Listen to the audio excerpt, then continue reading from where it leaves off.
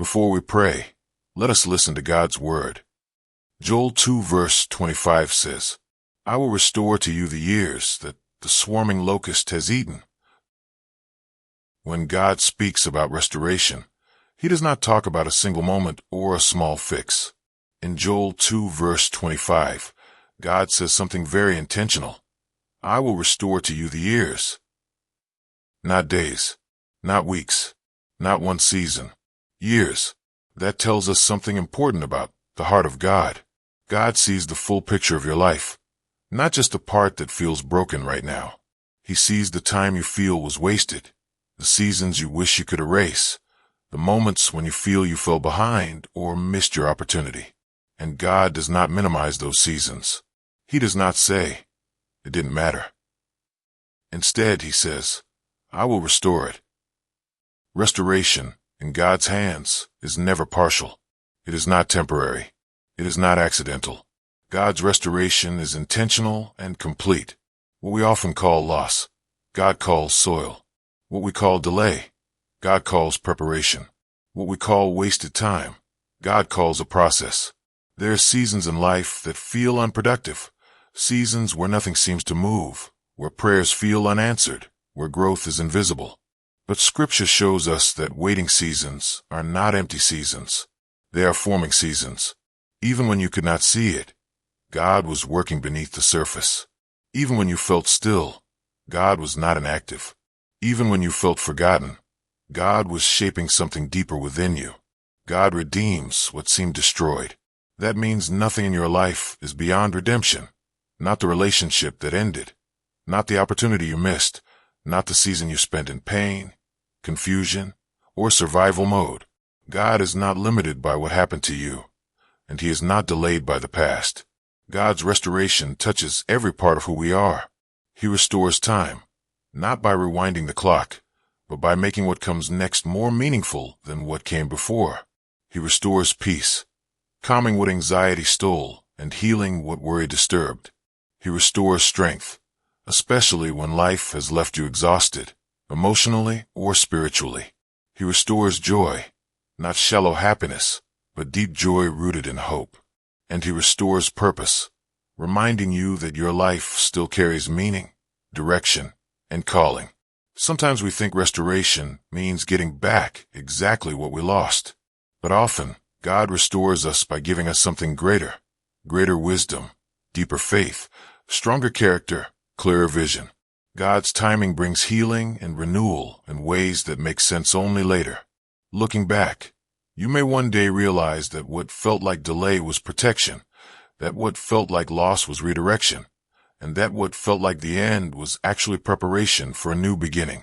If you are in a season of waiting right now, this promise still stands. If you are carrying regret over the past, this promise still applies. If you feel behind, overlooked, or tired, God has not changed His mind about you. He is still the God who restores. He is still working with intention, and He is still faithful to complete what He began. What feels unfinished in your life is not forgotten. What feels broken is not beyond repair. And what feels wasted is never wasted in God's hands. Restoration is not just something God does. It is part of who He is. Lord, today we come before You just as we are, without pretending, without hiding, without rushing past what hurts.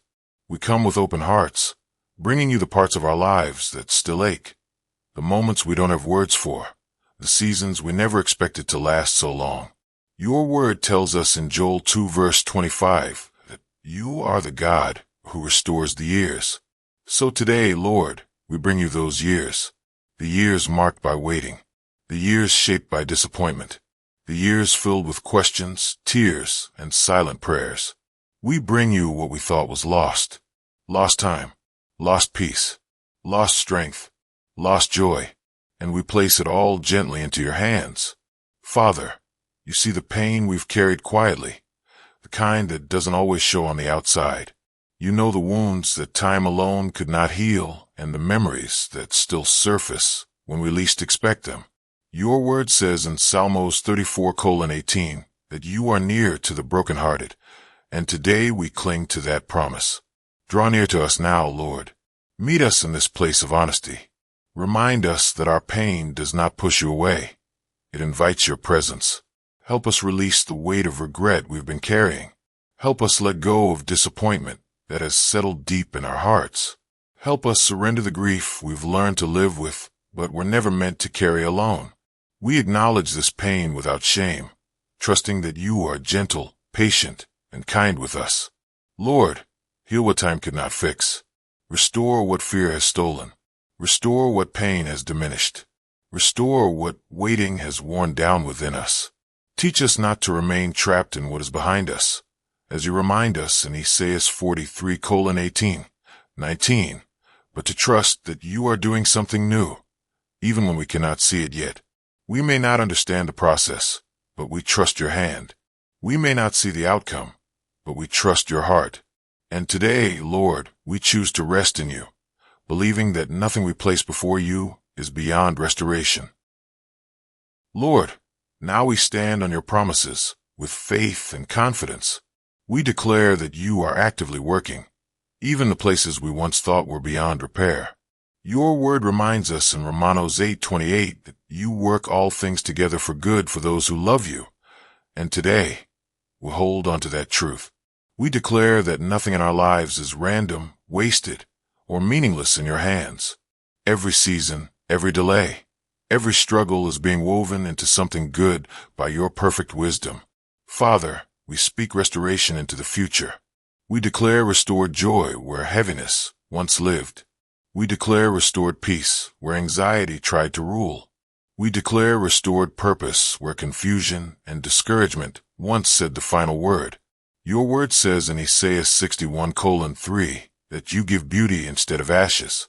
So today, Lord, we declare beauty over broken places, hope over despair, renewal over exhaustion, joy rising where sorrow once lingered.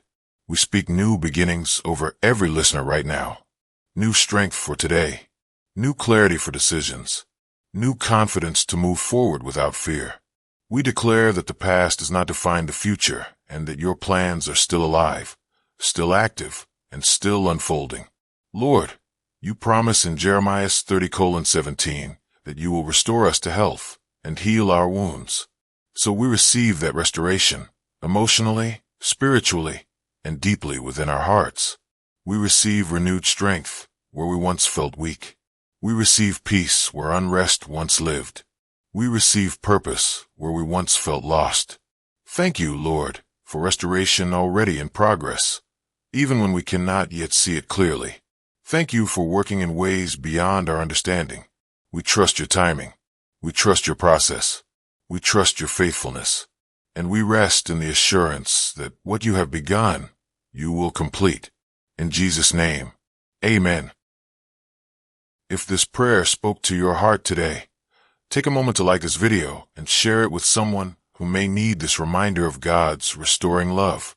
And if you haven't yet, subscribe to this channel for daily prayers and encouragement rooted in God's Word.